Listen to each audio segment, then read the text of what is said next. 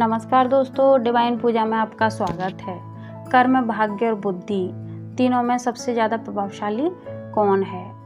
मनुष्य में कर्म, भाग्य और बुद्धि तीनों में सबसे ज़्यादा महत्व किसका होता है? इसे हम एक कहानी के माध्यम से जानेंगे। एक समय की बात है, स्वर्ग लोक में कर्म, भाग्य और बुद्धि तीनों में आपस में विवाद हो रहा था। पहला बोलता है मैं महान हूँ, दूसरा बोलता है मैं महान हूँ और तीसरा बोलता है मैं महान हूँ।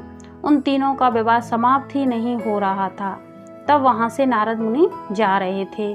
कर्म, भाग्य, बुद्धि तीनों के विवाद को सुनकर उनके पास जा पहुँचे और नारद मुनि ने पूछा कि तुम तीनों विवाद क्यों कर रहे हो?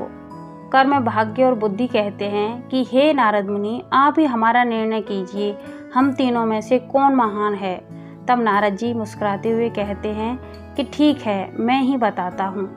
पृथ्वी लोक पर एक आम आदमी के पास एक एक करके तुम तीनों लोग जाओ और जिसके जाने पर उस आदमी का सबसे अच्छा विकास होगा वही तुम तीनों में से महान होगा। तब उसके बाद नारद मुनि वहां से चले गए। तब कर्म, भाग्य और बुद्धि तीनों पृथ्वी लोक की ओर चल दिए और उन्होंने वहां एक लकड़हारे को देखा। वह लकड़हारा बहुत ही गरीब था। वह जंगल में जाकर लकड़ी काटता था।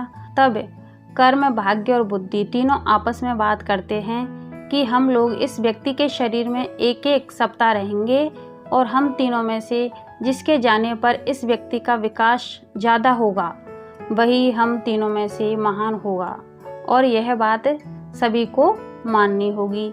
तीनों इस बात के लिए राजी हो गए। उसके बाद कर्म ने कहा कि मैं सबसे पहले जाऊंगा और इस व्यक्ति का विकास करूंगा। तब कर्म तुरंत ही वहां से चला गया, उस लकड़हारे के अंदर जाकर समा गया। कर्म के आने पर उस लकड़हारे की ताकत मानो दुगनी ही हो गई थी और उस लकड़हारे ने रोज से ज़्यादा लकड़ियां काट दी और उसे बहुत खुशी हुई। उसने सोचा आज मैंने इतनी सारी लकड़ियां काट ली, लेकिन वह उन लकड़ियों को उठा नहीं पाया था क्योंकि वह रोज इतनी ही लकड़ियां काट पाता था कि उसके हाथों में ही आ जाएं। फिर वह बाजार गया और वह लकड़ियां उसने बेच दी। उसे उतने ही पैसे मिले।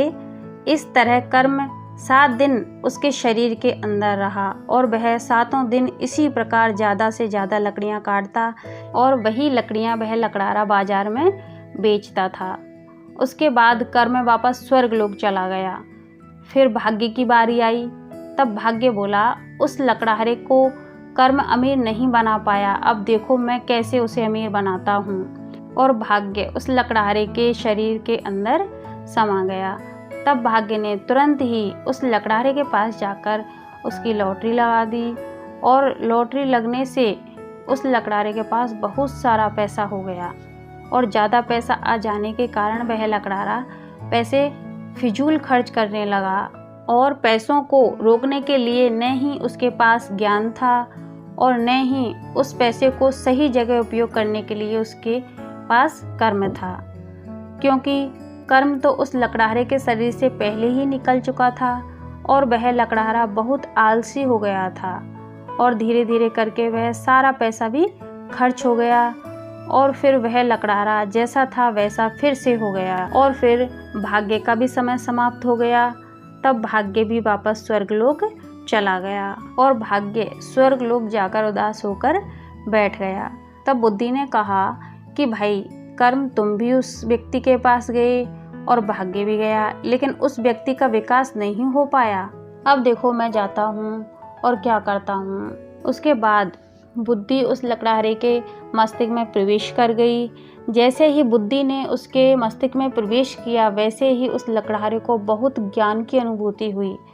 तब उस लकड़हारे ने कुल्हाड़ी को बहुत ही धारदार बनाया और फिर वह जंगल में लकड़ी काटने गया। तब लकड़हारे ने लकड़ियां काटना शुरू किया और रोज से थोड़ी ज़्यादा लकड़ियां काट लीं और लकड़ी काटते समय लकड़ी के छोटे छोटे टुकड़े जो ज़मीन पर गिर गए थे वह भी उठा लिए और सब लकड़ियों को आपस में रस्सी से बांध दिया और एक गठरी बनाई और उसी गठरी में बड़ी बड़ी ढेर सारी लकड़ियां भी रख लीं और उन लकड़ियों के गट्ठर को खींचकर बाजार ले गया और उस लकड़हारे को उस दिन रोज से ज़्यादा पैसा मिला तब लकड़हारे ने उन पैसों से एक और कुल्हाड़ी खरीद ली।